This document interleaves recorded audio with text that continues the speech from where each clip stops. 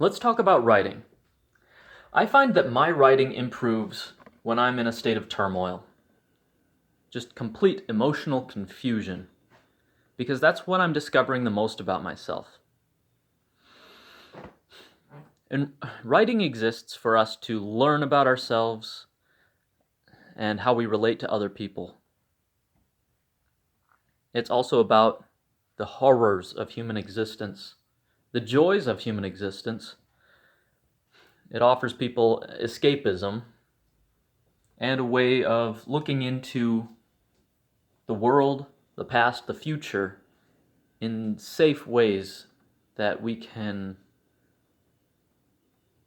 finally understand the issues without the pain of thinking about ourselves.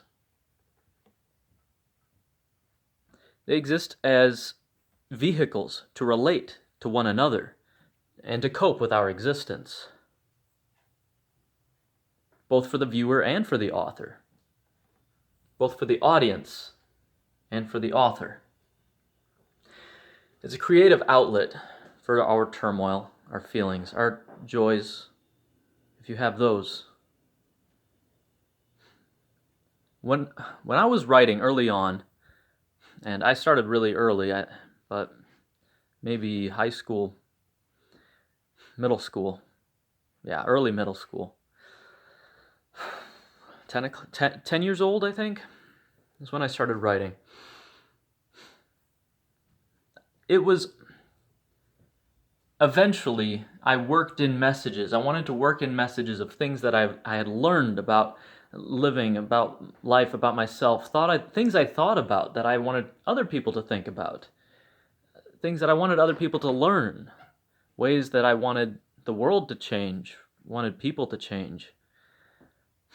I tried to cure other people of what I perceived as problems in them because I had learned something, and if I can learn it, so can other people. I wanted to share my lessons, but the fact of the matter is, you can't.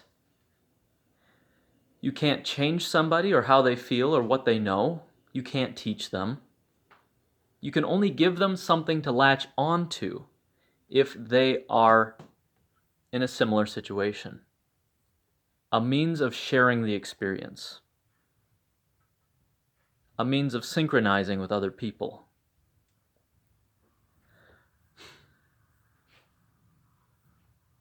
You can try to share a lesson with somebody, but they're not going to hear it.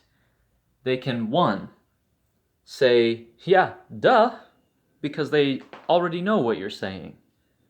And then they will go and make the same mistakes.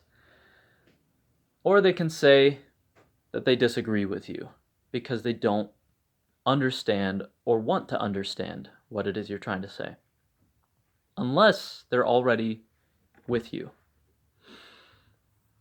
Case in point, the idiom, don't assume you make an ass out of you and me.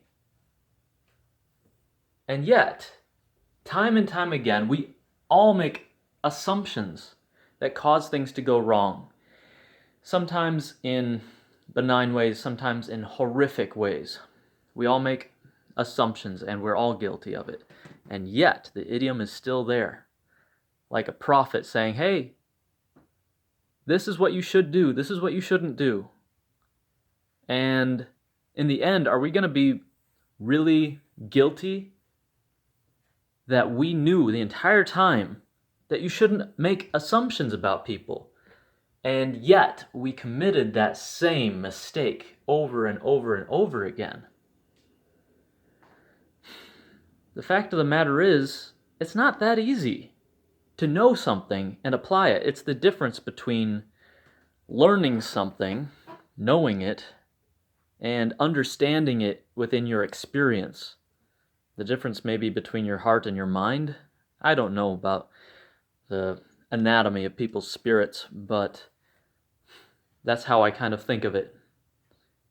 Is that somewhere deep down under the hood, we have something going on,